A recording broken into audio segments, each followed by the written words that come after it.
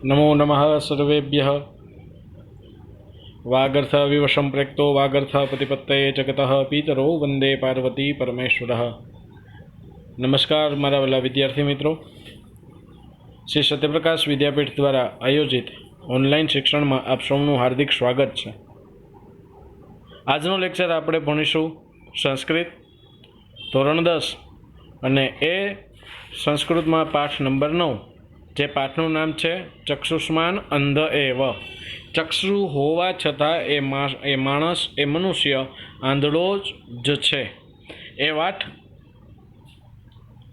આ પાઠની અંદર સુંદર રીતે કરવામાં આવેલી છે કે જે માણસ ચક્ષુ હોવા છતાં આંધળો જ છે, એ સુંદર વર્ણન આ પાઠમાં કરેલી છે।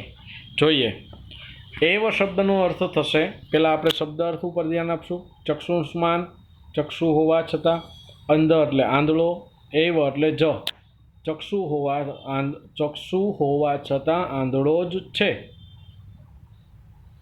કેવો માણસ ચક્ષુ હોવા છતાં આંધળો છે? તો એનું વર્ણન આ પાઠમાં આપણને મહર્ષિ દુર્વાસાનું આપણને અહીંયા એક્ઝામ્પલ આપણને આપી અને અહીં સમજાવવામાં આવેલું છે કે દુર્વાસા ઋષિ અત્યંત ક્રોધી અને ક્રોધના અત્યંત ગુસ્સાવાળા દુર્વાસા ઋષિ હતા। એવું કહેવાય કે દુર્વાસા શિવ જે ભગવાન શિવ છે, ભગવાન શિવનો જેટલો ક્રોધ છે બધો જ ક્રોધ દુર્વાસામાં છે। તો દુર્વાસા જેવો ગુસ્સો આ જગતમાં કોઈ પાસે ન હોય એવો ગુસ્સો દુર્વાસા પાસે હતો। આપણે લાસ્ટમાં આપણે ભણ્યા એક પાઠ આપણે ભણ્યા 7મો પાઠ, અને 7મા પાઠમાં એક શ્લોક હતો કે જે વ્યક્તિ અવ્યવસ્થિત ચિત્તસ્ય પ્રસાદોપી ભયંકર। 7મા પાઠમાં શ્લોક હતો ક્ષણે રુષ્ટ ક્ષણે તુષ્ટ, રુષ્ટ તુષ્ટ ક્ષણે ક્ષણે, ક્ષણમાં ક્રોધી ક્ષણમાં પ્રસન્ન। ક્ષણે ક્ષણે ક્રોધી અને પ્રસન્ન રહેતા અવ્યવસ્થિત ચિત્ત એટલે કે મનવાળા લોકોની કૃપા પણ ભયંકર હોય છે। એ જ રીતે દુર્વાસા, તો દુર્વાસા ઋષિ છે ને, એ દુર્વાસા ઋષિને અહીં બ્રહ્માજી અવ્યવસ્થિત મનવાળા દર્શાવે છે। અવ્યવસ્થિત મનવાળા એટલા માટે દર્શાવે છે કારણ કે દુર્વાસા મુનિ ઋષિ હોવા છતાં પણ એ દુર્વાસા ઋષિ અત્યંત ગુસ્સાવાળા હતા।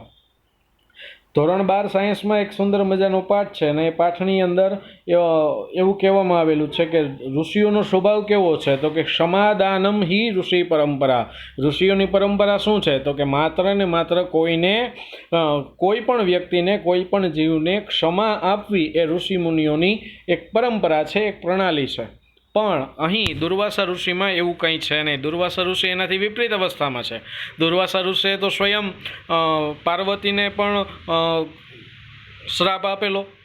દુર્વાસા ઋષિએ ભગવાન શ્રી કૃષ્ણ અને રુક્ષ્મણીને પણ શ્રાપ આપેલો। દુર્વાસા ઋષિએ સરસ્વતીને આ પાઠની અંદર દર્શાવ્યું છે કે દુર્વાસાએ સરસ્વતીને આ પાઠમાં શ્રાપ આપેલો છે। જોઈએ પાઠ ઉપર આપણે ધ્યાન આપીએ। સંસ્કૃત સાહિત્યમાં બાણભટ્ટ ગદ્ય સમ્રાટ તરીકે જાણીતા છે। તેઓ 7મી સદીના પૂર્વાર્ધ એટલે કે 7મી સદીના પૂર્વાર્ધ એટલે કે 6ઠી સદીની શરૂઆતથી લઈ 50 વર્ષ એટલે કે 1 થી 50 વર્ષ પહેલાં, આમ 7મી સદીના 1 થી 50 વર્ષમાં સમ્રાટ હર્ષવર્ધનના સમયમાં, જોજો ભારતનો સૌથી છેલ્લો સમ્રાટ કોણ છે? ભારતનો સૌથી છેલ્લો સમ્રાટ કોણ છે? સમ્રાટ હર્ષવર્ધનના સમયમાં ઉત્તર ભારતમાં થઈ ગયા। ઉત્તર ભારત એટલે કે આપણું હિમાલય છે, હિમાચલ પ્રદેશ છે, જમ્મુ કાશ્મીર શ્રીનગર છે, પછી પંજાબ હરિયાણા બિહાર ઉત્તર પ્રદેશ, આ જે વિસ્તાર છે એ ઉત્તર ભારતમાં થઈ જાય। એટલે કે સમ્રાટ હર્ષવર્ધનના સમયમાં ઉત્તર ભારતમાં થઈ ગયા। પ્રશ્ન પેપરમાં એ પૂછાઈ જાય કે સંસ્કૃત સાહિત્યમાં ગદ્ય સમ્રાટ તરીકે કોણ જાણીતા છે? તો બાળકો જવાબ શું આવશે? બાણભટ્ટ। ફરી વખત રિપીટ કરું છું, સંસ્કૃત ભાષાના ગદ્ય સમ્રાટ તરીકે કોણ જાણીતું છે? તો જવાબ શું આવશે? બાણભટ્ટ। કઈ સદીમાં બાણભટ્ટ થઈ ગયા? 7મી સદીના પૂર્વાર્ધમાં। કયા રાજાના સમયમાં? સમ્રાટ હર્ષવર્ધનના સમયમાં। તેમનો જન્મ વત્સ ગોત્રમાં થયો હતો। વત્સ ગોત્ર, ગોત્ર એટલે શું? તો કે જે ઋષિ પરંપરામાં આપણો જન્મ હોય એને આપણું ગોત્ર કહેવાય। જે ઋષિ પરંપરામાં આપણું ગોત્ર હોય, જે જન્મ હોય, એટલે કે આપણે કયા ઋષિનું સંતાન છીએ તો એ આપણું ગોત્ર કહી શકાય। તેમનો જન્મ વત્સ ગોત્રમાં થયો હતો। તેમના પિતાનું નામ ચિત્રભાનુ અને માતાનું નામ રાજદેવી હતું। ફરી વખત બાણભટ્ટના પિતાનું નામ શું છે? ચિત્રભાનુ અને માતાનું નામ રાજદેવી. તેમણે હર્ષચરિત અને કાદંબરી નામે ગદ્ય કાવ્યના 2 ગ્રંથો લખ્યા છે. પૂછાઈ જાય પેપરમાં પ્રશ્ન, મોસ્ટ આઈએમપી પ્રશ્ન કે હર્ષચરિત અને કાદંબરી કોની રચના છે? બાણભટ્ટ. તમને જોડકા પેપરમાં પૂછાય એમાં આ પ્રશ્ન, આ સવાલ તમને પૂછી શકે. 2 માર્કનો ક્વેશ્ચન બને. હર્ષચરિત અને કાદંબરી કોના પ્રખ્યાત પુસ્તકો છે? કોના પ્રખ્યાત ગ્રંથો છે? તો કે બાણભટ્ટ. બાણભટ્ટ ગદ્ય સમ્રાટ શું કામ કહેવાના? તો કે કાદંબરી નામની એકદમ પ્રચલિત એમની જે કૃતિ છે એના કારણે. કાદંબરી વિશ્વની સૌથી મોટામાં મોટી ગદ્ય કૃતિ છે. વિશ્વની સંસ્કૃત ભાષાની અથવા તો કોઈ પણ ભાષાની, વર્લ્ડમાં જેટલી ભાષાઓ છે એ દરેક ભાષાઓમાં સૌથી મોટામાં મોટી કોઈ ગદ્ય કૃતિ હોય તેનું નામ છે કાદંબરી, અને એ લખનાર વ્યક્તિ છે બાણભટ્ટ, જેનો જન્મ ભારતમાં થયેલો છે. એટલે બાણભટ્ટે 2 પુસ્તકો લખ્યા. કયા કયા છે? હર્ષચરિત અને કાદંબરી. સમ્રાટ હર્ષવર્ધનના સમયમાં થઈ ગયા એટલે એને કયું પુસ્તક લખ્યું? હર્ષચરિત. અને પોતાની વિદ્વતાનું પ્રમાણ આપવા માટે કયું પુસ્તક લખ્યું? કાદંબરી. કાદંબરી નામે ગદ્ય કાવ્યના 2 ગ્રંથો રચ્યા છે. આ પૈકી કાદંબરીનું કથાવસ્તુ કાલ્પનિક છે, જ્યારે હર્ષચરિતનું કથાવસ્તુ ઐતિહાસિક છે. ઐતિહાસિક છે એટલે તો કે રાજા હર્ષવર્ધન તો થઈ જ ગયા, એટલે કે એના વિશે પુસ્તક લખ્યું છે એટલે ઐતિહાસિક છે.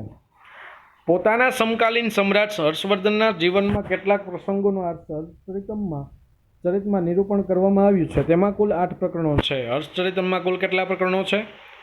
8 પ્રકરણ. પેપરમાં પ્રશ્ન પૂછાઈ જાય. હર્ષચરિતમના કેટલા પ્રકરણો છે? 8 પ્રકરણો. બાળકો, હું અત્યારે જે હાલમાં ભણાવી રહ્યો છું એની સાથે સાથે તમારે પણ ટેક્સ્ટ બુકમાં અથવા તો નોટમાં, ચોપડામાં તમારે નોટ કરવાની છે. દરેક પ્રશ્ન આપણા આઈએમપી જ છે. એટલે પોતાના સમકાલીન સમ્રાટ હર્ષવર્ધનના જીવનમાં કેટલાક પ્રસંગોનું હર્ષચરિતમમાં નિરૂપણ કરવામાં આવ્યું છે. તેમાં કુલ 8 પ્રકરણો છે. એટલે હર્ષચરિતમમાં કુલ કેટલા પ્રકરણો છે? 8 પ્રકરણ, જેને ઉચ્છ્વાસ નામ આપવામાં આવ્યું છે. આ પાઠ હર્ષચરિતમના પ્રથમ ઉચ્છ્વાસમાંથી સંપાદિત કરીને લેવામાં આવ્યો છે. પૂછાઈ જાય પ્રશ્ન, શેમાંથી લેવામાં આવ્યો છે? હર્ષચરિતમના પ્રથમ ઉચ્છ્વાસમાંથી. કેમાંથી? હર્ષચરિતમના પ્રથમ ઉચ્છ્વાસમાંથી. હવે સવાલ નવો, એક નવો શબ્દ આવ્યો, ઉચ્છ્વાસ. ઉચ્છ્વાસ. ઉચ્છ્વાસ એટલે શું? એવી સરસ મજાની કૃતિ કે એક શ્વાસે વાંચવાનું મન થાય એવી સુંદર મજાની કૃતિ. એટલે કે એક ધારા આપણે પુસ્તક હાથમાં આવે પછી વાંચવા જ બેસી જઈએ, પછી ઊભું થવાનું કે કોઈ પણ બીજી કાર્ય કે બીજું ક્રિયા કરવાનું કંઈ આપણે નામ જ ન લઈએ એવી કૃતિ. એટલા માટે એ કૃતિના પ્રકરણને ઉચ્છ્વાસ કહેવામાં આવે છે. સમજાણું બાળકો? તો આ ચક્ષુષ્માન અંધ એવ શેમાંથી લેવામાં આવ્યું છે? ચક્ષુષ્માન અંધ એવ હર્ષચરિતમના પ્રથમ ઉચ્છ્વાસમાંથી લેવામાં આવ્યું છે. શેમાંથી લેવામાં આવ્યું છે? હર્ષચરિતમના પ્રથમ ઉચ્છ્વાસમાંથી. ચક્ષુષ્માન અંધ એવ કૃતિના કર્તાનું નામ શું છે? કવિ બાણભટ્ટ. ગુજરાતી સંસ્કૃત ભાષાના ગદ્ય સમ્રાટ તરીકે કોણ જાણીતું છે? કવિ બાણભટ્ટ. કવિ બાણભટ્ટ કયા રાજાના સમયમાં થઈ ગયા? હર્ષવર્ધન. કવિ બાણભટ્ટની 2 પ્રખ્યાત કૃતિઓ કઈ કઈ છે? હર્ષચરિતમ અને કાદંબરી. કાદંબરીની કથાવસ્તુ કાલ્પનિક છે, જ્યારે હર્ષચરિતમની કથાવસ્તુ કેવી છે? ઐતિહાસિક. પછી હર્ષચરિતમમાં કુલ કેટલા ઉચ્છ્વાસ છે? એ પણ પ્રશ્ન પૂછાઈ જાય તો કેટલા ઉચ્છ્વાસ છે? 8 પ્રકરણ. અને ચક્ષુષ્માન અંધ એવ શેમાંથી લેવામાં આવ્યું છે? હર્ષચરિતમના પ્રથમ ઉચ્છ્વાસમાંથી. શેમાંથી? હર્ષચરિતમના પ્રથમ ઉચ્છ્વાસમાંથી. પિતામહ બ્રહ્માની સભામાં, હવે જોઈએ આ પાઠની અંદર શું કહેવામાં આવ્યું છે. પિતામહ બ્રહ્માની સભામાં દુર્વાસા સામવેદના મંત્રનું ગાન કરતા હતા, ત્યારે તેઓ કોઈ કારણથી અન્ય મુનિ સાથે ઝઘડી પડ્યા અને મંત્રના ગાનમાં ભૂલ થઈ ગઈ. આથી દેવી સરસ્વતીને હસવું આવ્યો. હસી રહેલા સરસ્વતીને જોઈને દુર્વાસા ગુસ્સે ભરાયા. ગુસ્સામાં ભાન ભૂલેલા દુર્વાસાએ સરસ્વતીને પૃથ્વી પર અવતરવાનો એટલે કે જન્મવાનો શાપ આપી દીધો. દુર્વાસાના ક્રોધી સ્વભાવથી ડરીને અન્ય ઋષિમુનિઓ તો મૌન જ રહ્યા, પણ પિતામહ બ્રહ્માએ દુર્વાસાને કઠોર શબ્દોમાં ઠપકો આપ્યો. બ્રહ્માએ આપેલા ઠપકાનું આ પાઠમાં સુંદર વર્ણન કરવામાં આવેલું છે. જે ઠપકો આપ્યો એ આપણે પણ જીવનમાં ઉતારવાનો છે. શું કામ? તો કે ક્રોધથી માણસની કેવી દશા થાય? ક્રોધ એ માણસના જીવનમાં શું છે? ક્રોધથી માણસની કેવી અવદશા થાય એનું સંપૂર્ણ વર્ણન આ પાઠની અંદર કરવામાં આવેલું છે. એટલે કે બ્રહ્માજી દુર્વાસાને એક અર્થમાં ખીજાઈ પણ છે અને સાથે સાથે દુર્વાસાને ઉપદેશ પણ આપે છે. એટલે બેય અર્થમાં આ પાઠમાં વર્ણન કરવામાં આવેલું છે કે દુર્વાસાના ક્રોધી સ્વભાવના કારણે દુર્વાસા છે, દુર્વાસાનું જેટલું તપ છે બધું તપ બળી જાય છે. અહીંયા ખુદ સ્વયં બ્રહ્મા કહે છે કે એ દુર્વાસા કે તમે ક્ષમાહી મૂલમ સર્વ તપસામ, ક્ષમા છે ને બધી તપસ્યાઓનું મૂળ છે અને તમે આજે તપસ્વી થઈને આજે તમે શ્રાપ આપો છો અને એ તમારા માટે યોગ્ય કહેવાય નહીં. એટલે આ પાઠમાં ક્રોધની શારીરિક અસરો કીધી છે. યાદ રાખજો, પાછી કહું છું, ક્રોધની શારીરિક અસરો, માનસિક અસરો, સાથે સાથે ક્રોધ શું કામ ન કરવો જોઈએ એનું વર્ણન આ પાઠની અંદર કરવામાં આવેલું છે. એટલે કે બ્રહ્માજી દુર્વાસાને ઠપકો પણ આપે છે અને સાથે સાથે ઉપદેશ પણ આપે છે. રેડી બાળકો? ક્રોધથી માણસની મતિ સારા કે નરસાનો ભેદ કરી શકતી નથી. તેથી તે આંખોવાળો હોવા છતાં પણ અંધ જ બની રહે છે. માનવના મનમાં પ્રગટતા ક્રોધથી શરીરમાં શીશી પ્રતિક્રિયા થાય છે તે અને ક્રોધને લીધે આવી પડનારા દુષ્પરિણામો તરફ અહીં અંગુલી નિર્દેશ કરવામાં આવ્યો છે. ક્રોધાંત માણસ આંખો હોવા છતાં કઈ કઈ બાબતોને જોઈ શકતો નથી તેનું વર્ણન કરીને ક્રોધથી દૂર રહેવાનો બોધ આ પાઠમાં સરસ રીતે આપવામાં આવેલો છે. હવે પ્રશ્ન ફરી વખત પૂછું છું કે આ કૃતિ વિશેના પ્રશ્ન પૂછું છું. ચક્ષુષ્માન અંધ એવ એ કયા પુસ્તકમાંથી લેવામાં આવ્યું છે? હર્ષચરિત. કેટલામાં ઉચ્છ્વાસમાંથી? પ્રથમ ઉચ્છ્વાસમાંથી. કેટલા ઉચ્છ્વાસ છે હર્ષચરિતમના? 8 ઉચ્છ્વાસ. હર્ષચરિતમના લેખકનું નામ શું છે? કવિનું નામ શું છે? બાણભટ્ટ. બાણભટ્ટ ગદ્ય સમ્રાટ તરીકે જાણીતા છે. કયા રાજાના સમયમાં બાણભટ્ટ થઈ ગયા? સમ્રાટ હર્ષવર્ધન. રેડી બાળકો? આટલા પ્રશ્ન પેપરમાં આપણને કવિ પરિચયમાંથી પૂછાઈ શકે. કમ્પ્લીટ કરી નાખવાના, તૈયાર કરી નાખવાના. સાવ સહેલા અને સિમ્પલ પ્રશ્ન છે. હવે આગળ આપણે પાઠ ઉપર અભ્યાસ કરીએ.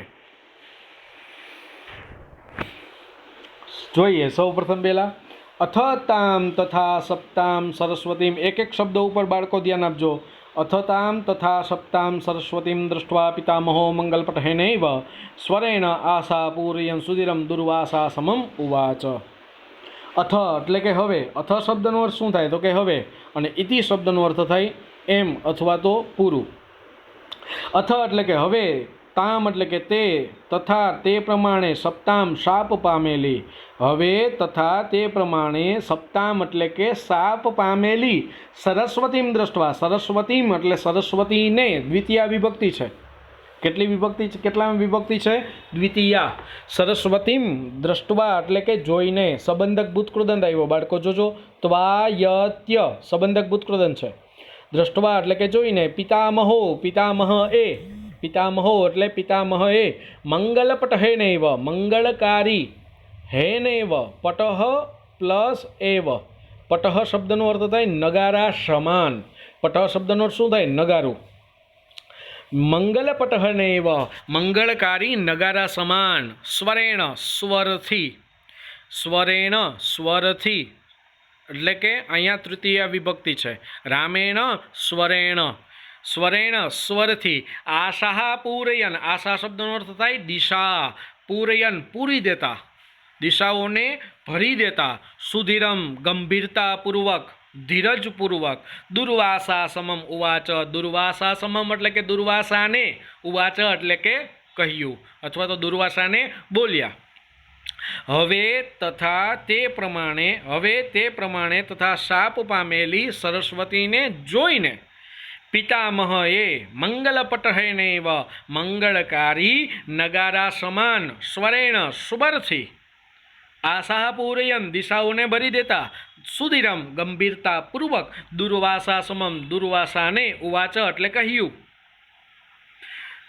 શું કામ અહીંયા મંગલકારી પટહેનૈવ સ્વર અને આશાપૂર્યન સુધીરમ એ શબ્દનો ઉપયોગ કરો? તો કારણ કે સજ્જન લોકો જ્યારે બોલે ત્યારે એની વાણી મંગળકારી જ હોય અને સજ્જન લોકો જ્યારે બોલે ત્યારે સુધીરમ ગંભીરતાપૂર્વક બોલે. અને સજ્જન લોકો જ્યારે ઠપકો આપે ત્યારે આશાહ પૂરયન દિશાઓને ભરી દે એ રીતનો એમનો ઠપકો હોય. ફરી વખત આખું સરસ મજાની આપણે વાત કરીએ. બાણભટ્ટે સુંદર વર્ણન આ પાઠની અંદર કરેલું. હવે તથા તે પ્રમાણે શાપ પામેલી સરસ્વતીમ દ્રષ્ટવા, સરસ્વતીને દ્રષ્ટવા જોઈને, પિતામહે મંગલપટહનેવ મંગળકારી નગારા સમાન સ્વરેણ સ્વરથી આશાપૂર્યન દિશાઓને ભરી દેતા સુધીરમ ગંભીરતાપૂર્વક દુર્વાસા સમમ દુર્વાસાને ઉવાચ એટલે કે કહ્યું. શું કીધું હવે દુર્વાસાને તો જોઈએ. બ્રહ્મન ન ખલુ સાધુ સેવિતોયમ પંથા, બ્રાહ્મણ ન ખલુ સાધુ સેવિતોયમ પંથા, ખરેખર અયમ એટલે કે આ સાધુ સેવિતો, સાધુઓ દ્વારા સેવિતો એટલે કે અપનાવવામાં આવેલો, પંથાહા ન આ માર્ગ નથી. એ બ્રાહ્મણ ખરેખર સાધુઓ દ્વારા અપનાવવામાં આવેલો અયમ એટલે કે આ, પંથા એટલે કે માર્ગ નથી. સાધુ શબ્દ આપણે કોને કહેશું? જે સજ્જન છે, જે ગુડ માણસ છે, એને આપણે સાધુ શબ્દ કહી શકું. સાધુ ન ખલુ સાધુ સેવિતો અયમ પંથાહા. હે બ્રાહ્મણ, અહીંયા જો, અહીંયા સંબોધનનો ઉપયોગ કરવામાં આવેલો છે, અને જ્યાં સંબોધન હોય ત્યાં ઉદ્ગાર ચિહ્ન હોય અથવા તો અલ્પવિરામ હોય. અહીંયા જો શું છે? અલ્પવિરામ. હે બ્રાહ્મણ ન ખલુ સાધુ સેવિતોયમ પંથા, હે બ્રાહ્મણ ખરેખર આ સાધુઓ દ્વારા અપનાવવામાં આવેલો માર્ગ નથી. યાદ રાખજો, નોટ કરતા રહેજો. હે બ્રાહ્મણ ન ખલુ સાધુ સેવિતોયમ પંથા, હે બ્રાહ્મણ ખરેખર આ સાધુઓ દ્વારા અપનાવવામાં આવેલો માર્ગ નથી. ખલુ શબ્દનો અર્થ થશે ખરેખર. એનાસી પ્રવૃત્ત, કે જેના ઉપર તમે, પ્રવૃત્ત એટલે કે તમે ચાલ્યા છો. કેવા માર્ગ ઉપર ચાલ્યા? ગુસ્સાના માર્ગ ઉપર ચાલ્યા, ક્રોધના માર્ગ ઉપર ચાલ્યા. એનાસી પ્રવૃત્ત, કે જેના ઉપર તમે ચાલ્યા છો. એનાસી વર્તમાન કાળ, પરસ્મય પદ, મધ્યમ પુરુષ એક વચન, સી થહ થ, એનાસી કે જેના ઉપર પ્રવૃત્ત એટલે કે તમે પ્રવૃત્ત થયા છો અથવા તો ચાલ્યા છો. નિહંત્યેશ પરસ્તાદ, પાછળથી એ હણી નાખે છે. આ માર્ગ ઉપર જે વ્યક્તિ ચાલે એ માર્ગ માણસને પાછળથી હણી નાખે. ગુસ્સાનો માર્ગ એવો છે કે જે પાછળથી માણસને હણી નાખે છે. નિહંત્યેશ પરસ્તાદ, પરસ્તાદ એટલે કે પાછળથી, નિહંત્યેશ એટલે કે હણી નાખે છે. ઇન્દ્રિયાસ્વ સમુત્થાપિતમ હિ રજા કલુષયતિમ દ્રષ્ટિમ અનક્ષરિતામ. યાદ રાખજો, આમ બહુ મસ્ત રીતે અહીંયા વર્ણન કરેલું છે. ઇન્દ્રિયાસ્વ ઉત્થાપિતમ હિ રજઃ, ઇન્દ્રિયાસ્વ પ્લસ ઉત્થાપિતમ, સંધિ છે જોજો. ઇન્દ્રિયાસ્વ પ્લસ ઉત્થાપિતમ. હવે ઇન્દ્રિયાસ્વની પણ એક અલગ સંધિ થશે. ઇન્દ્રિય પ્લસ અશ્વ, ઇન્દ્રિય પ્લસ અશ્વ. ઇન્દ્રિયાસ્વ ઉત્થાપિતમ હિ રજઃ કલુષયતિમ દ્રષ્ટિમ અનક્ષદિતામ. ઇન્દ્રિયાસ્વ એટલે કે ઇન્દ્રિયો રૂપી અશ્વોથી, ઉત્થાપિતમ એટલે કે ઉડેલી, ઇન્દ્રિયો રૂપી અશ્વો, ઇન્દ્રિયો રૂપી અશ્વોથી ઉડેલી, રજ કલુષયતિમ દ્રષ્ટિમ અનક્ષદિતામ, ચંચળ અનક્ષદિતામ, ચંચળ આંખો વાળાની, અનક્ષદિતામ એટલે કે ચંચળ આંખો વાળાની દ્રષ્ટિને કલુષયતિ મલિન કરી નાખે છે. ઇન્દ્રિયાસ્વ, ઇન્દ્રિય પ્લસ અશ્વ પ્લસ ઉત્થાપિતમ, ઇન્દ્રિયો રૂપી અશ્વોથી ઉડેલી રજથી, ઇન્દ્રિયો રૂપી અશ્વોથી ઉડેલી રજ, અનક્ષદિતામ ચંચળ આંખો વાળાની દ્રષ્ટિને કલુષયતિમ મલિન કરી નાખે છે. ઇન્દ્રિય, આપણી જે ઇન્દ્રિયો છે એ ઇન્દ્રિયોને ઘોડા જેવી કીધી. અહીંયા પાઠમાં કીધું છે કે કોઈ કામ, દેશી ભાષામાં કહે ને કે કોઈ દિવસ આપણું જે મન છે, કોઈ દિવસ અમુક લોકોનું જે મન હોય સ્થિર જ ન હોય, આમથી તેમ ભ્રમણ જ કરતા હોય. તો આવા મનને ઘોડા જેવું કીધું કે ઇન્દ્રિયાસ્વ ઉત્થાપિતમ હિ રજ કલુષયતિમ દ્રષ્ટિ, ઇન્દ્રિયો રૂપી અશ્વોથી ઉડેલી રજથી ચંચળ આંખો વાળાની દ્રષ્ટિને કલુષયતિમ એટલે કે મલિન કરી નાખે છે. કિયત દૂરંબા ચક્ષુરીક્ષતે, અથવા આંખો કેટલુંક દૂર જોઈ શકે, અથવા એ મલિન થયેલી આંખો, કિયદ એટલે કે કેટલુંક, દૂરમ એટલે કે દૂર, જોઈ શકે, વા એટલે અથવા, અથવા આંખો કેટલુંક દૂર જોઈ શકે. કેવી આંખો દૂર જોઈ શકે? જેની આંખમાં કચરો હોય એની આંખો દૂર ન જોઈ શકે. એક્ઝામ્પલ તરીકે આપણે રોડ ઉપર જતા હોય ને આંખમાં કણું કે કચરો પડે તો આપણે આંખું વ્યવસ્થિત ન ખોલી શકીએ. એ રીતે જે માણસને ક્રોધ આવે છે એ માણસની જે આંખો છે એ દૂરનું લાંબુ ન વિચારી શકે. બસ એ ક્રોધમાં પડ્યો રહે અને ત્યાંથી પોતે તો બળે પણ બીજાને પણ બાળે. એના જેવી અહીંયા પાઠની અંદર વાત કરેલી છે. ઇન્દ્રિયાશ્વ ઉત્થાપિતમ હિ રજઃ કલુષયતિમ દ્રષ્ટિમ અનક્ષદિતામ. ઇન્દ્રિયો રૂપી અશુઓથી ઉડેલી રજથી કલુષયતિમ દ્રષ્ટિ અનક્ષદિતામ. અનક્ષદિતામ એટલે કે ચંચળ આંખો વાળાની કલુષયતિમ દ્રષ્ટિને, કલુષયતિમ એટલે કે મલિન એટલે કે મેલી કરી નાખે છે. કિયત દૂરમ વા ચક્ષુરીક્ષતે, અથવા આંખો કેટલુંક દૂર જોઈ શકે. વિશુદ્ધયા હિ ધિયા પશ્યંતી, શુદ્ધ બુદ્ધિ વડે જ શુદ્ધ બુદ્ધિ જુએ છે. વિશુદ્ધયા હિ ધિયા પશ્યંતી કૃતબુદ્ધયઃ સર્વાન અર્થાન અસતઃ સતો વા. શુદ્ધ બુદ્ધિ વાળાઓ જ ધિયા પશ્યંતી, શુદ્ધ બુદ્ધિ વડે શુદ્ધ બુદ્ધિ જુએ છે. કૃતબુદ્ધય શુદ્ધ બુદ્ધિ વાળાઓ, સર્વાન એટલે કે બધા જ, અર્થાન એટલે કે વિષયોના, અસતઃ સતોવા સાચા અને ખોટા વિષયોને જુએ છે. વિશુદ્ધિયા હિ ધિયા પશ્યંતી, શુદ્ધ બુદ્ધિ વાળાઓ શુદ્ધ બુદ્ધિ જુએ છે. કૃતબુદ્ધય એટલે કે શુદ્ધ બુદ્ધિ વાળા જ, સર્વાન એટલે કે બધા જ, અર્થાન એટલે કે વિષયોને, સાચા અને ખોટા વિષયોને જુએ છે. શુદ્ધ બુદ્ધિ વાળાઓ શુદ્ધ બુદ્ધિ વડે બધા જ સાચા અને ખોટા વિષયોને જુએ છે. જેની બુદ્ધિ શુદ્ધ છે, જેના મગજમાં ગુસ્સો નથી, એવા લોકો જ બધા સાચા અને ખોટા વિષયોને જુએ છે કે શું સાચું છે, કયા સમયે ક્રોધ કરવો જોઈએ. એ જેની બુદ્ધિ શુદ્ધ છે એ જ જાણી શકે છે, એ જ કરી શકે છે. વિશુદ્ધયા હિ ધિયા પશ્યંતી કૃતબુદ્ધયઃ સર્વાન અર્થાન સતઃ સતો વા.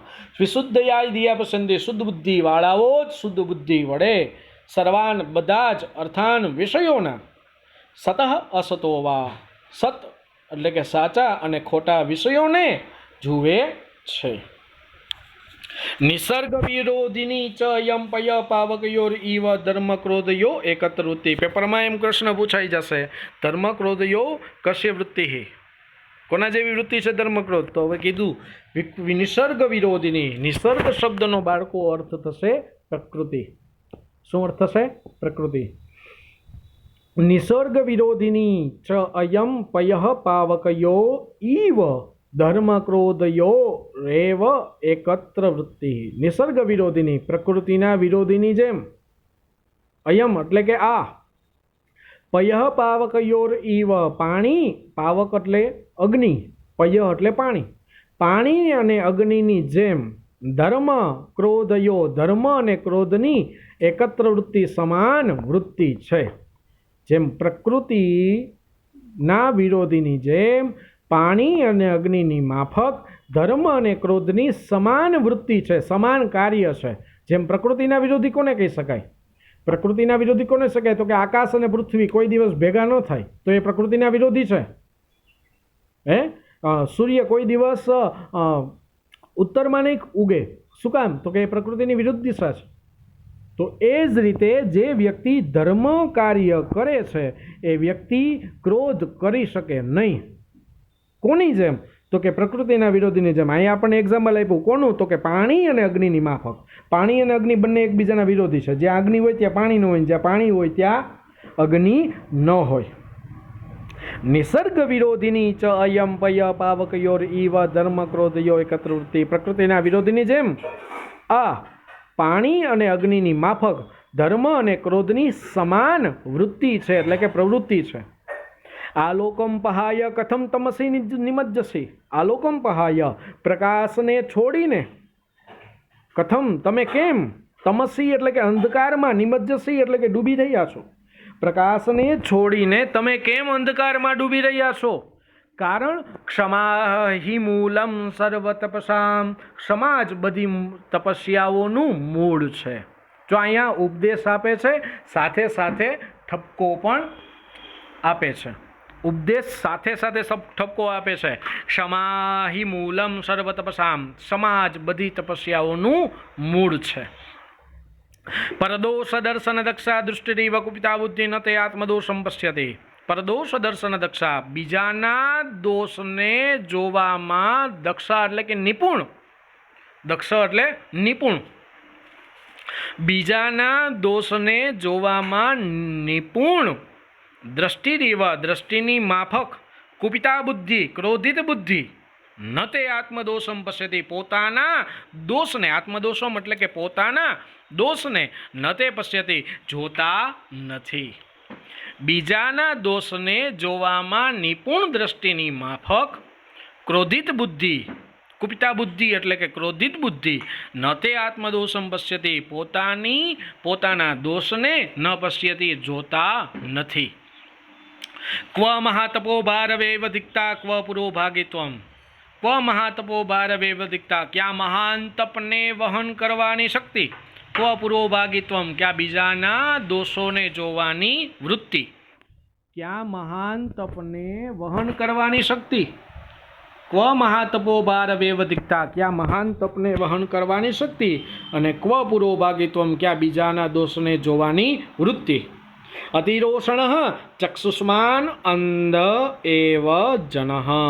અત્યંત ક્રોધી માણસ ચક્ષુ હોવા છતાં આંધળો જ છે. અતિરોષણ અત્યંત ક્રોધિત માણસ ચક્ષુ હોવા છતાં આંધળો જ છે. આના દુર્વાસા મુનિના અનેક દ્રષ્ટાંતો છે કે એ દુર્વાસા ઋષિ છે એ પોતાના ગુસ્સાના કારણે પ્રખ્યાત હતા. વાતે વાતે ગુસ્સો કરે, એટલે કે છે અહીંયા અતિરોષણ ચક્ષુષ્માન અંધ એવ જનઃ. અત્યંત ક્રોધી માણસ ચક્ષુ હોવા છતાં આંધળો જ છે. ફરી વખત આખો ફકરો વ્યવસ્થિત મસ્ત રીતે આપણે અભ્યાસ કરીએ. ચાલો. હે બ્રાહ્મણ, ન ખલું સાધુ સેવિતો યમ બનતા. એ બ્રાહ્મણ ખરેખર આ સાધુઓ દ્વારા અપનાવવામાં આવેલો માર્ગ નથી. એના સી પ્રવૃત્ત કે જેના ઉપર તમે ચાલ્યા છો.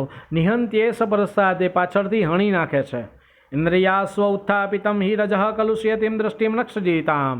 ઇન્દ્રિયરૂપી અશુઓથી ઉડેલી રજ અનક્ષજીતામ ચંચળ આંખોવાળાની દ્રષ્ટિને કલુષયતી મલિન કરી નાખે છે.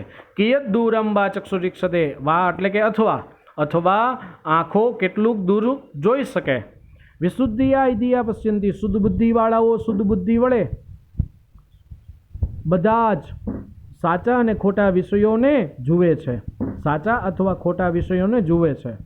નિસર્ગ વિરોધિની ચ અયમ પય પાવકયોરીવ ધર્મ ક્રોધિયો એકત્રવૃત્તિ. નિસર્ગ વિરોધિની ચ અયમ, પ્રકૃતિના વિરોધીની જેમ આ પાણી અને અગ્નિની માફક ધર્મ અને ક્રોધની સમાન પ્રવૃત્તિ છે. ધર્મ અને ક્રોધની સમાન વૃત્તિ છે પ્રકૃતિના વિરોધીની જેમ. અહીંયા આપણને એક્ઝામ્પલ આપ્યું પાણી અને અગ્નિની માફક.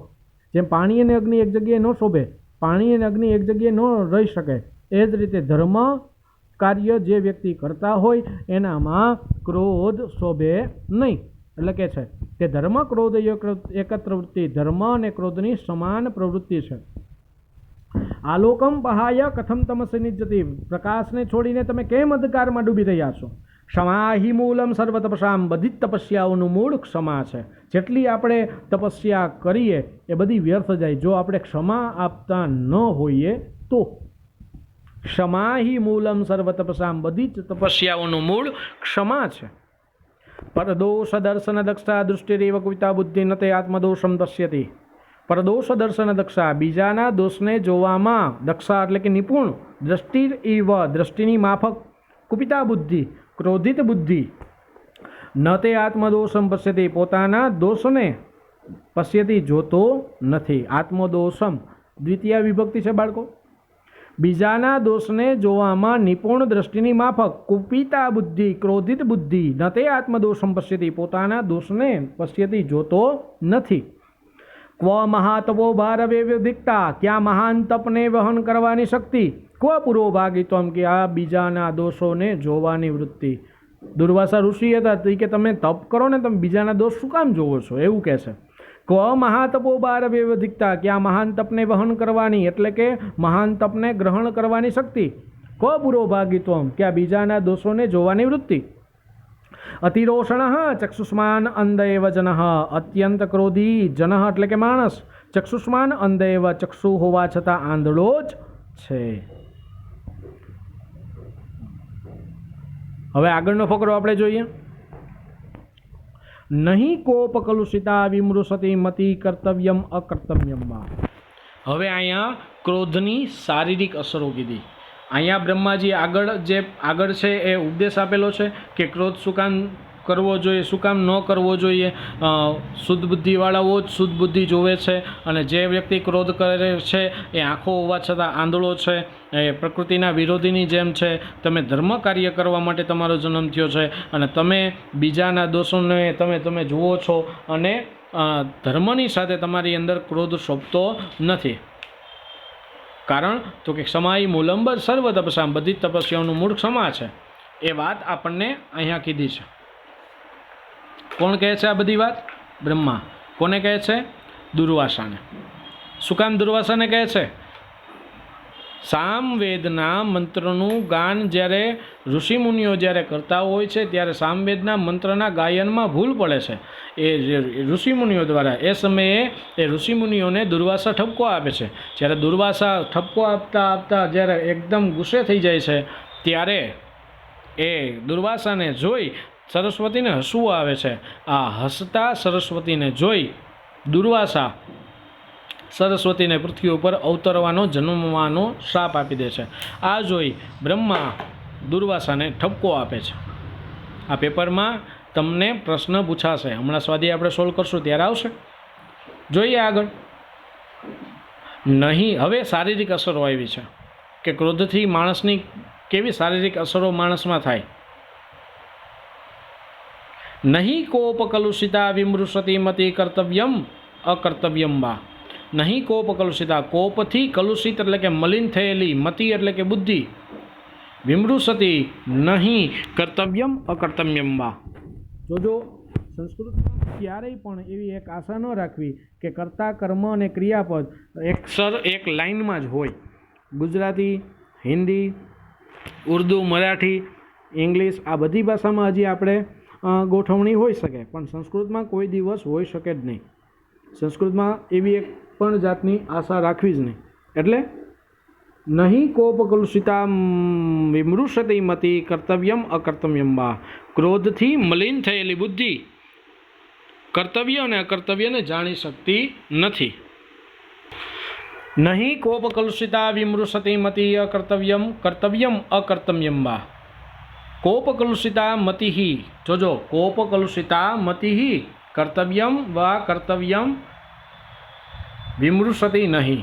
કોપ એટલે કે ગુસ્સાથી, કલુષિત એટલે કે મલિન થયેલી, મતિ એટલે બુદ્ધિ, ક્રોધથી મલિન થયેલી મતિ એટલે બુદ્ધિ, ક્રોધથી મલિન થયેલી બુદ્ધિ કરવા યોગ્ય અથવા ન કરવા યોગ્ય કાર્યોનો વિચાર કરતી નથી અથવા તો જાણતી નથી. જે માણસની બુદ્ધિ ક્રોધિત હોય, જે માણસ ક્રોધિત થઈ જાય, એને શું કરવું શું ન કરવું એની સમજ ન પડે. એટલે કે છે નહીં કોપ કલુષિતા મતિ કર્તવ્યમ અકર્તવ્યમ વા કર્તવ્યમ વિમૃશતિ નહીં. ક્રોધથી મલિન થયેલી બુદ્ધિ કરવા યોગ્ય અથવા ન કરવા યોગ્ય કાર્યનો વિચાર કરતી નથી.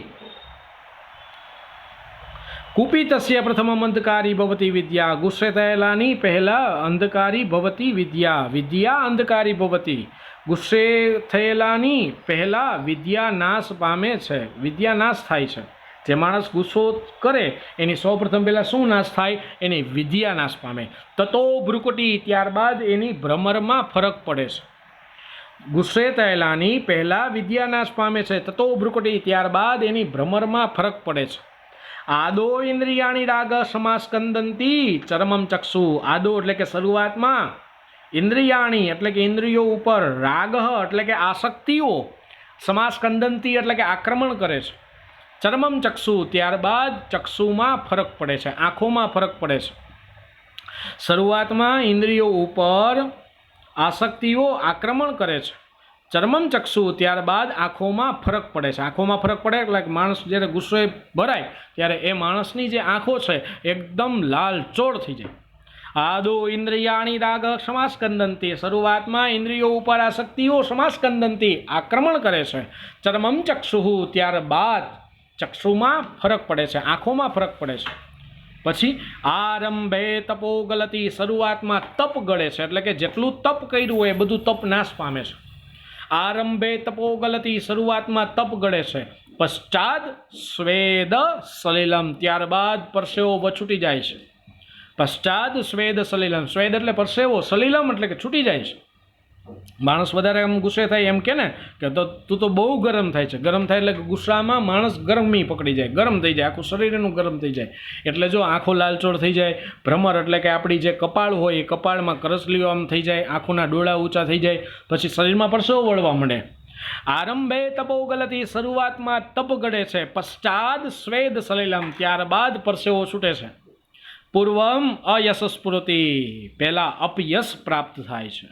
અપયશ, વારંવાર જે માણસ ક્રોધ કરતો હોય એનો યશ કોઈ દિવસ સારો ન હોય, એની નામના કોઈ દિવસ સંસારમાં જગતમાં સારી ન હોય. એટલે જો કે છે પૂર્વમ અયશ સ્ફુરતિ, પહેલા અપયશ પ્રાપ્ત થાય છે. અનંતરમ અધરહ, ત્યારબાદ હોઠ ફફડે છે, હોઠ ફરકે છે. સમજાણું બાળકો? હવે ક્રોધની શારીરિક અહીંયા અસરો કીધી છે. શું? ફરી વખત ધ્યાન આપો.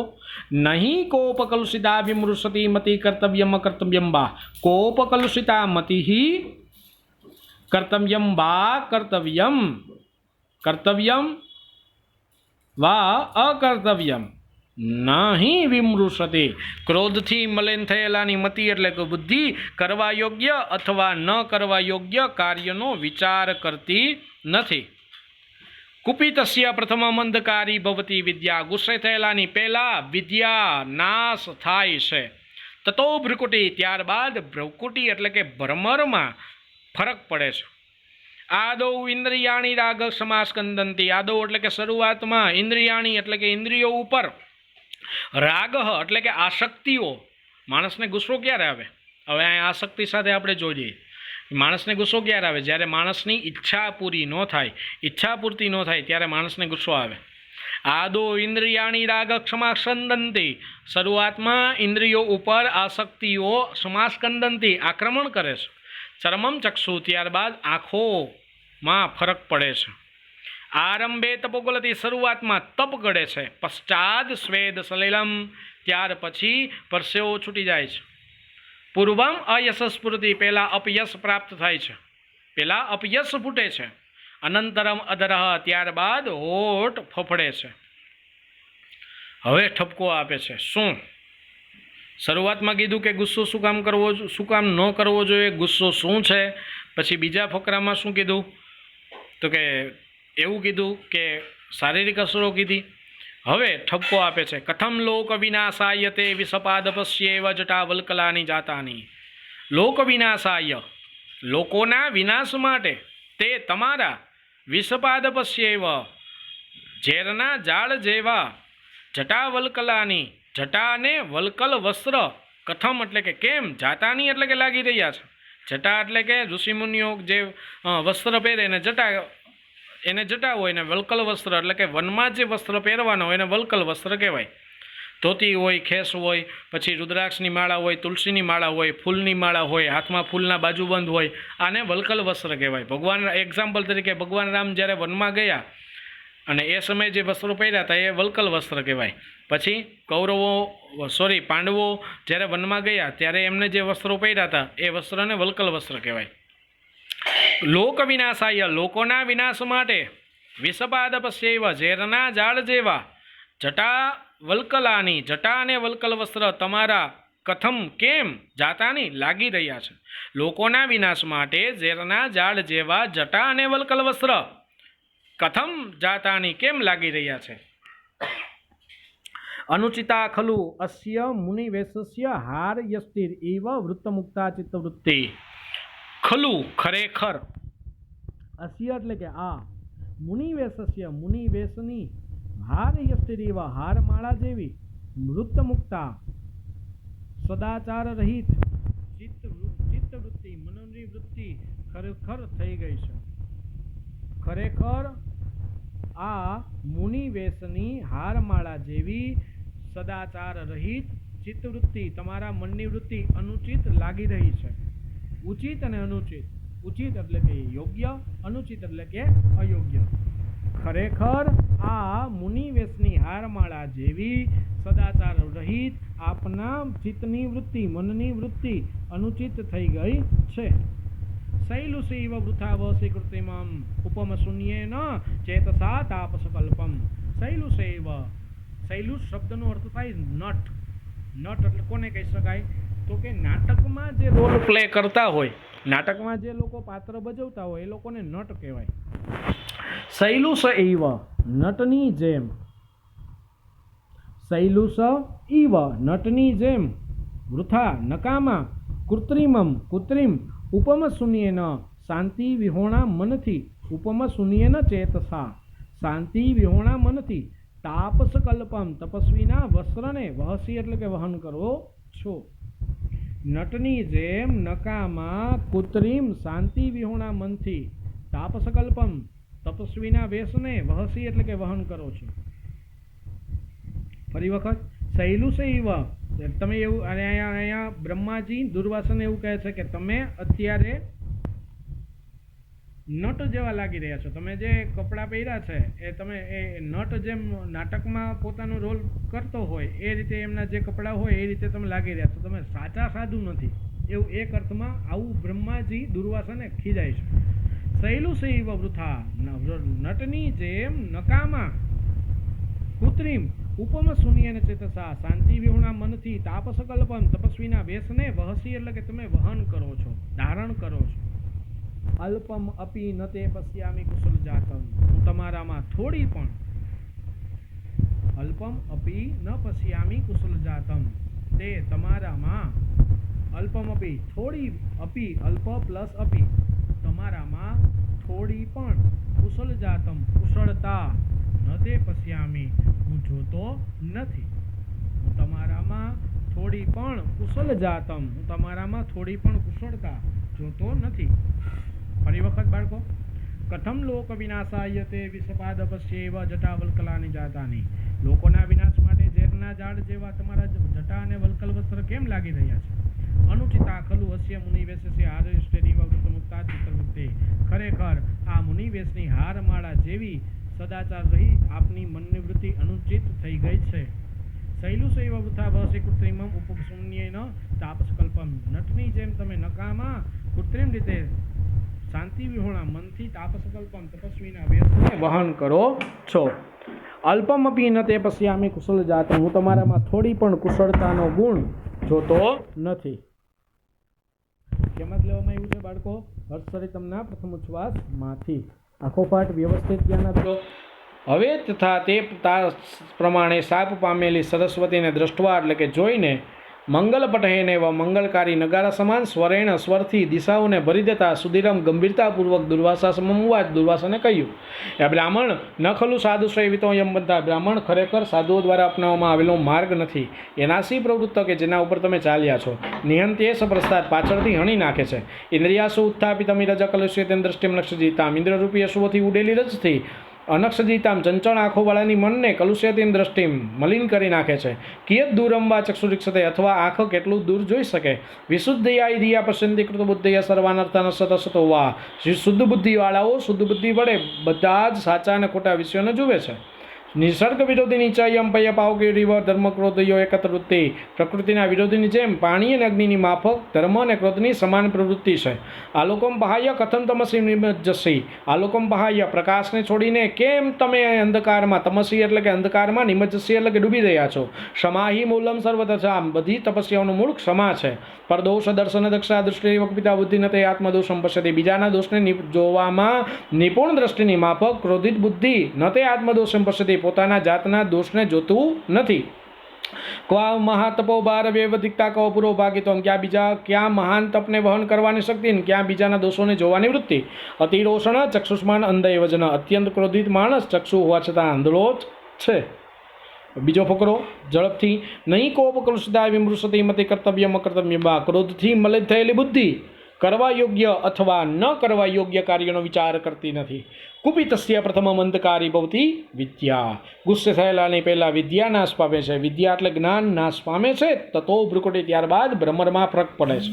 આદો ઇન્દ્રિયાણી રાગ સમાસ્કંદંતી, શરૂઆતમાં ઇન્દ્રિયો ઉપર આસક્તિઓ સમાસ્કંદંતી આક્રમણ કરે છે. ચરમમ ચક્ષુ, ત્યારબાદ આંખોમાં ફરક પડે છે. આરંભે તપોગોલથી, શરૂઆતમાં તપ ગળે છે. પશ્ચાત સ્વેદ સલીલમ, ત્યારબાદ પરસેવો છૂટી જાય છે. પૂર્વમાં અયશ સ્ફૂર્તિ, પહેલાં અપયશ પ્રાપ્ત થાય છે. અનંતરમ અધર, ત્યારબાદ હોઠ પપડે છે. કથમ લોક વિનાશાયતે વિષપાદપસ્ય વજટા વલ્કલાની જાતાની. લોકોના વિનાશ માટે વિષપાદપ, પાદપ શબ્દનો થાય વૃક્ષ, ઝાડ. લોકોના વિનાશ માટે વિષપાદપ સેવ, ઝેરના ઝાડ જેવા તમારા જટા વલ્કલો કેમ લાગી રહ્યા છે. અનુચિતા ખલુ અસ્ય મુનિવેશસ્ય આરષ્ટિરીવ વૃત્તમુક્તા ચિત્તવૃત્તિ. ખરેખર આ મુનિવેશની હાર માળા જેવી સદાચાર રહિત મનની વૃત્તિ અનુચિત લાગી રહી છે. શૈલુષ એવ વૃથા વસી કૃત્રિમ ઉપમશૂન્યન ચેતસા તાપસકલ્પમ.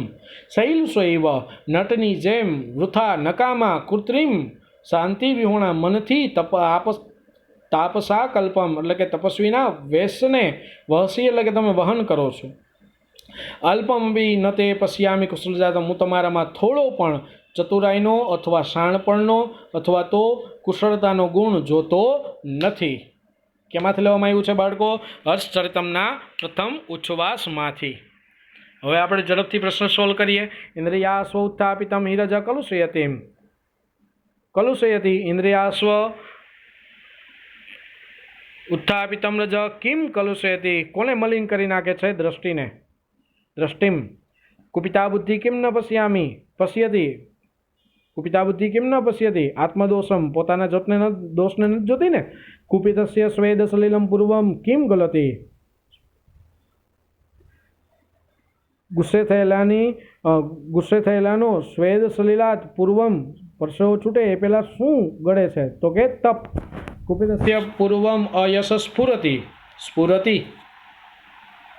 શૈલુષ શબ્દનો અર્થ શું થશે? નટ. વૃત્તમુક્તા ચિત્તવૃત્તિ કૃદુષ ઇવ હારયષ્ટરીવ. વૃત્તમુક્તા ચિત્તવૃત્તિ કીદૃશ ઇવ હારયષ્ટરીવ. કૃતબુદ્ધય કથમ પશ્યન્તિ સર્વાન અર્થાન સત અસતો વા. ધર્મકૃદય કૃતવૃત્તિ કીદૃશી પય પાવક્યોર ઇવ. કોપકુલસતામતી કિમ ન વિમૃશતિ. ગુસ્સે થયેલાની બુદ્ધિ શું નથી જાણી શકતી? કર્તવ્યમ અકર્તવ્યમ વા. મુનિવેશસ્ય કા અનુચિતા. મુનિવેશસ્ય અનુચિતા ચિત્તવૃત્તિ, સદાચાર રહિત ચિત્તવૃત્તિ.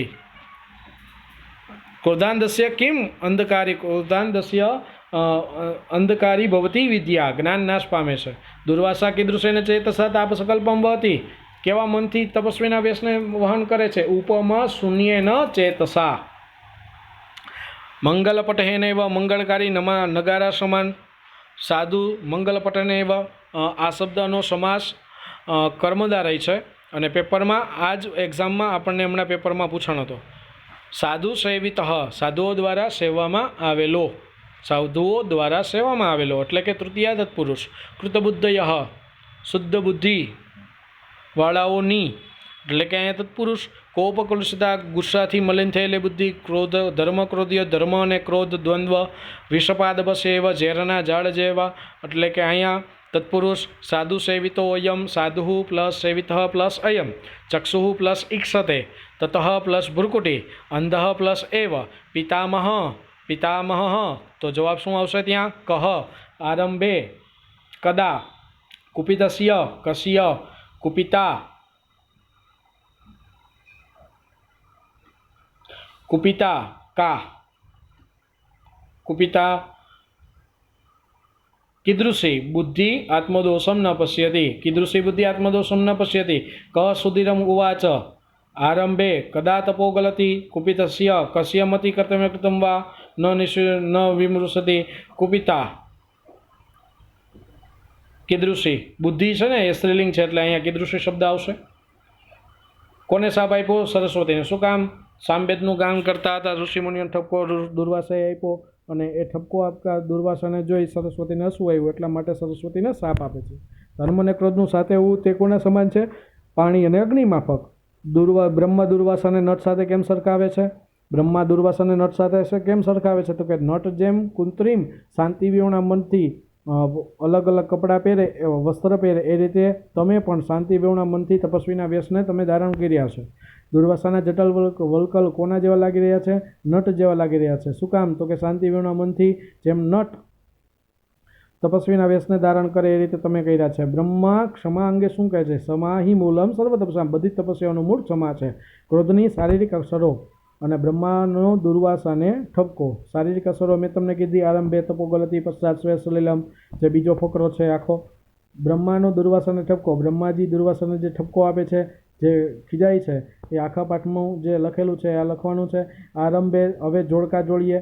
આરંભે તપોગલતી, શરૂઆતમાં તપ કરે છે, પછી પશ્ચાદ સ્વેદ સલિલમ, એકની સામે બે.